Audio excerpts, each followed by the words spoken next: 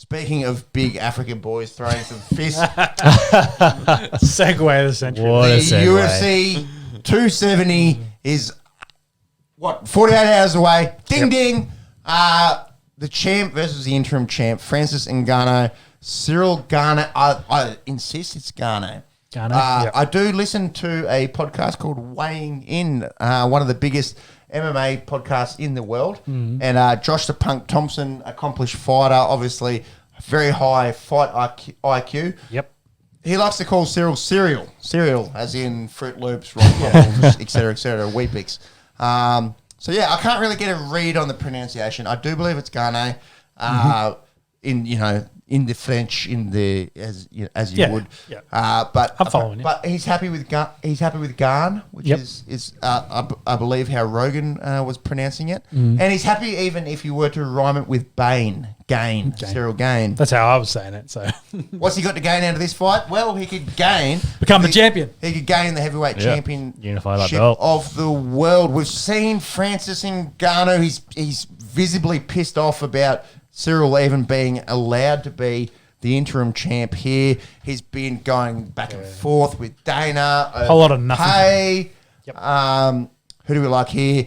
In terms of knockout power, both of these guys, they're two of the baddest motherfuckers in the world. What are we thinking here, lads? It's hard to get a read on this fight because you take out of the way that, hey, there's going to be fireworks that need to come out guns blazing. But I don't think where they are in the rankings, where they are in terms of the sport, I think it's going to be more calculated than that. So it wouldn't surprise me if the first round is actually very slow and feeling it out. Don't think this is going to... We saw that in Ngannou and Lewis, didn't we? I think that was one extreme to one end, and Ngannou, I think, was a little bit gun-shy after losing to Stipe previously coming into that. When Ngannou went back at Stipe, we saw the complete opposite. Yeah. Just absolute He needed his confidence power back. bombs. So I think Ngannou knows that, and I think there's going to be a general respect there. They are former teammates. They understand what each is capable of. Ciryl was talking shit on socials, showing I can take him down and shit. They were I don't know. together. I think that's probably going to be a non-factor in this. I don't think that's really going to play too much. I could be completely wrong with that, but I don't think either of these guys historically have that played as that their game plan. I don't think either of them wants them to go to the ground. No, so I think it might start off as a very tactical fight, and as they get more tired, probably through the second round, maybe they get more loose, and you start seeing the bazookas come out, and who knows at that point. That's what everyone wants to see, Yeah. is it not? The bazookas? Yeah, pretty much, definitely. Will it be in the first minute? Maybe there'll be a quick flurry, and whether that kind of leads, how the direction of it, or whether I don't think they'll be conservative. I think it'll be conservative for the first round, and then probably second round, whoever lands that bazooka is gonna win this. Interesting Freudian slip there of yours regarding Fury and flurries. Yes. McFlurries, if you will. Francis Ngannou has been talking up that he might want out of the UFC. He wants to get paid, and he wants boxing options at least. So yeah, could he go in the ring against Tyson Fury? That's who he wants. He wants like $100 million fight. Who knows? I did say surely not. Like, we're talking about one of the best boxers of all time in the heavy. You can't just jump across as skillful as Francis is. And Conor McGregor, Jake, Logan Paul fighting Floyd. I guess maybe he can. Maybe he can make his bank, and he deserves it. Yeah, exactly. I think it's purely a money prize fight at this point, and it's not like he's going to be fighting for a title. I don't think that's kind of the angle you'd be going at, but. Hey, that'll put bums in seats. People want to see eyeballs, etc. Exactly, but you see what the Bronze Bomber, like Wilder, has just as much power, if not very similar to what Ngannou is, and he's a boxer. Yeah, and he's been a boxer for many years compared to what Ngannou's been doing. So, anyways, that's all. Well, to finish your Fury point, I did see Joseph Parker from New Zealand and Sonny Bill, both the Kiwi boys, up doing sparring with. Tyson Fury, so it was good to see that they came through and they're actually doing that. So, how about Tyson just has the people's body as well, doesn't he? Like, let's be honest, he's tall. The dad bod He's sort of. fat. He's fat, and he's one of the baddest motherfuckers to ever walk on planet Earth. Yeah, well, The Gypsy King. you show Klitschko and you show Wilder and you put those pictures and you put Fury in the middle and then you say this bloke beat the other two. Yes. You're just like, Smashed them up. How can you pick that? Anyways, enough about Tyson Fury and his mad dad rig. back to the fight. We got a fight this weekend. Going to pick Ngannou. It's interesting because I'm going Ngannou too, but the odds possibly a little bit surprising. Monks, what have you got? This is a really hard one for me to pick as well. I think It's heavyweights, bro. Anything can happen. anything can happen. That being said, I'm probably leaning towards Ngannou if it goes 1-2 rounds. Anything past the second round, I think it's going to be. Got to remember, Ngannou's been 5. Yeah. Ciryl hasn't, so This isn't going 5. Is it going 5? I don't think so. It's not. I don't If think it's going 5, it's not going to be that entertaining. Yeah, I don't think it's a technical kind of wrestle match like you would get with DC and Stipe. Like it's a different style, and this I don't think leads to that at all. It's stand-up bombing, I hope. It is. I think so. Gun's gone longer distances in his fights. Undefeated, by the way. Undefeated. Yeah. So he's usually going through to that 3rd, 5th round in those types of fights. Whereas Ngannou, besides the fight with Stipe and Lewis going the distance, everything's finished first, second round. Yeah. Exactly. So in recent times, he's always been in that 1-2 round. I don't know if he can get past that 3rd into the championship rounds. Again, it might not matter. It might not matter. Well, that's what I'm saying. If it's within the first 2 rounds, it's probably leaning a little bit more to Ngannou. Heading into the championship rounds, it's probably leaning a little bit more towards Gane with probably a little bit more technical striking. Yeah, I guess. Can you have a look at those odds? Because Gane is actually favourite in this one. And I mean, you know too many people sleeping on Ngannou, I think. I agree. Yeah. What have you done recently for me? I agree. What do you got there? Well, have you checked out the new Jackass trailer? Yeah, it's Francis in there. The Jackass boys. I was watching it last night. Johnny Knoxville's got grey hair and shit. It's weird. It's cool. It is cool. At least it makes us feel semi-young, but old at the same time. Sleeping over at each other's houses like 12 years old. Watching Jackass. Let's go ride skateboards. Crash into a bush out the front of David Stocko's house. Let's go. That's it. One of my favouriteest memories is your Favoritist. Yeah, exactly. I made a word. Favoritist. Fucking oath. Let's go. We're 12. Your Nothing's old changed, man nothing's coming in changed. and walking in like, what's this shit you're watching? And then he watches one skit and he's just like laughing his head off. He's just like, oh, so funny. And we all found out down the track they were all fucked up on drugs the whole time, which anyone that was an adult could have watched that and said, yeah, probably that, Makes sense. Yeah, Probably, that's probably. right. It's not just liquid courage. Anyways, Moral of Jackass that. 4. Shout out. Yeah. Can we get a sponsor off them if we tell everyone to go watch it when it hits cinemas? Francis Ngannou. We will be the favoritist podcast for your sponsorship. If you want to throw an overhand right, and I'll take one for, let's say, $150. I'll do it. That's not even going to cover the hospital bill. Teeth probably $5 grand. That's it. Moral of the story about all this: Ngannou is, in terms of method and round combo, is favourites at $4.50 for the knockout first round. He is the underdog in the head-to-head at $2.18. Gane is in at $1.65. What have you got unders overs on rounds? Because I would love to know what the unders are. I don't know if they do that on rounds. I think they should do it. Putting you to work here. Yeah.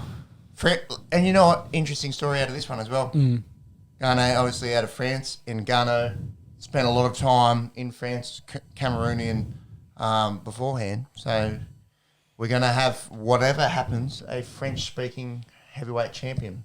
Yes. Even though they're both champs. Anyways, as it is. But Oh. little tidbit. One's a paper champ, one's the official one. Whoever wins this will be will retain the official belt as the number one. Do you think Francis is legitimately pissed off at the UFC, or is it all... Oh, you should be. Yeah. Getting paid enough, and then they've made some paperweight champ. But you look at the UFC's angle, they're like, hey, we've made this awesome storyline, not steroids, storyline. Steroids in UFC. I wouldn't read about it. Yeah, storyline where we've got another guy that was at your gym, used to train with him, now has your old team training them. Yep. You've got a new team. You're both champions, both out of France, etc. Like, they've created that storyline there, and for them, and it's like, hey, that puts bums on seats. People will tune in for the first pay per view of the year, because it's pretty weak outside the title fights for this one. So, Which we'll get to in just a second. Unders, overs? Yeah, so do have an unders overs. So rounds 1, 2, 3 versus 4, 5 decision. We have rounds 1, 2, 3 at $1.56. 4, 5, 6 is at $2.33. Sixth round. 4, 5, 6. 4, 5 decision. And you said 6. I did say 6. I don't mind that. 1, 2, 3. teach me the Yeah, math. I mean, yeah. That being said, 5, 6. Come on, get your kick. You don't need money if you look like this, honey. You You don't need that 150 Peppy for you. So anyway, what? no, keep going. Let's move forward, boys. Yep. That's a heavyweight fight. Either way, can't wait to watch that. There'll be scenes regardless of who wins.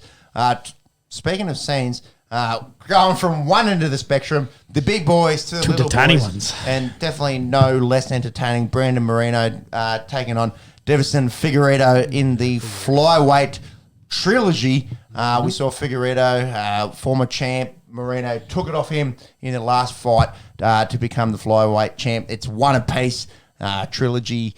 Now Moreno a lot younger. Yes. than Figueiredo. I think the first went got the to belt. draw, and that's why they had the second. And then there's some chat that maybe Figueiredo kind of didn't take his opponent seriously. Yes. And Moreno really did dominate that second fight. So it'd be interesting to see if reinvigorated, refocused Figueiredo comes out in this, and we get an absolute barn burner of a fight, because I think that's what we're hoping the second one would be like the first. We're ended up in a draw. So, hey, again, another one that's super hard to pick because they're both killers. Like, it's hard to kind of split them. I kind of maybe leaning towards Figueiredo kind of retaining his belt, and it wouldn't surprise me if there's a fourth fight. These guys fight for the next 10 years. Yeah. But then on the flip side of that, I think Moreno really outclassed him in the last one, really dominated him, got into the positions he wanted and finished it off. So, hard to say. Flip a coin here. Which sides is it landing on? Heads or tails? I'm going to stick with what I did in the last one and say the champion retains. Moreno to retain as champ. I agree. He's younger. He's a defending champ. Nothing against Figueiredo, but I think Moreno looked a lot better in the last fight. I'll go Brandon here to bring a belt back to Mexico. Yeah. My concern is that last fight maybe just so misleading though, because I don't think it's going to No, be. put your balls out. Take Figueiredo. I'm very, very close. Put him on the fucking chopping block. Yeah, it's be a small chopping block. So, but I'm not sure. I'm close. Like I'm very close to leaning that way. But I think Moreno maybe slightly still has it. But yeah, I think that second fight, just forget it ever happened. Because I think it's that misleading. Clean slate. It's the COVID, boys. It's nil all. Tough times, nil all. Exactly. If they're coming off that draw again, I think that's still where they're at. They're so close for what they both do that it's really hard to pick a winner from it. So I'll stick with the draw then. I'll stick with the champ to retain. But again, it could go either way. Put your balls on the table. That's an even smaller chopping block. So, please. Come on now. I need to keep mine, by the way. Got some work to do. At least for a couple of years. No, yeah, Yours I think might be in danger. yeah. Please don't do to me. Oh, this is taking a turn. Yeah, let's keep rolling. Let's keep rolling. Yeah, I Your think pick, please. Yeah, this is one of those fights where Figueiredo really needs to beat Moreno hands down. Like Moreno, I'm not going to say he can coast, but you need to beat the champ to be the champ, sort of thing. So if it goes to decision, I'm probably leaning more towards Moreno at this point as well. And what do the bookies think? Yeah, so he is favourite in the head-to-head at $1.51, with Figueiredo sitting out at $2.44. That being said, This goes the distance. I think if the last fight's anything to go off, I reckon you see the smaller boys, they got a lot in the tank. They probably lack a little bit of knockout power. I think this might go a few rounds. that's it. Yeah. So to that method of victory, we've got Brendan Moreno favourite at $3.75 for the decision. On the flip side, method and round combo, we've got Figueiredo as favourite for the TKO in the first round at $12, the favourite there. If you want to throw a bit of money, interesting. It's pretty rare to see flyweights do it in the first round. No. So that's the two championship fights. Yep. The undercard, as we said, is kind of underwhelming. We don't have any ranked fighters in the main card or the undercard. We will quickly mention the other two fights on the main card. Yeah, there's a middleweight fight, I think, as well on that. But again, guys, even more less known than these two. So We've got Mikel Pereira out of Brazil taking on Andre Fialho, both unranked. This will be the lead up into the two title fights. Pereira famously known for his spinny shit. So. Yeah. Kind of like Capoeira style. Yeah. Back flips, spinning back kicks. Jumping off the cage, all sorts of shit. So Very very unorthodox. entertainer. That's at welterweight. And then we've got Cody Stamann taking on Said Nurmagomedov in bantamweight, both unranked. Apparently, Said not related to Khabib. You'd imagine, both Dagestani going back far enough, there would be some kind of relation, but not immediately related. However, does train out of the same gym? Does I believe so. Yeah, I believe they all overlap with the Dagestanis coming out of there. They've all competed at one point or another against each other. Anyone That's whose why they're surname so- is Nurmagomedov, I would hate to bet against. I obviously I agree with don't know too with much that. about him, but the Dagestanis, they go hard.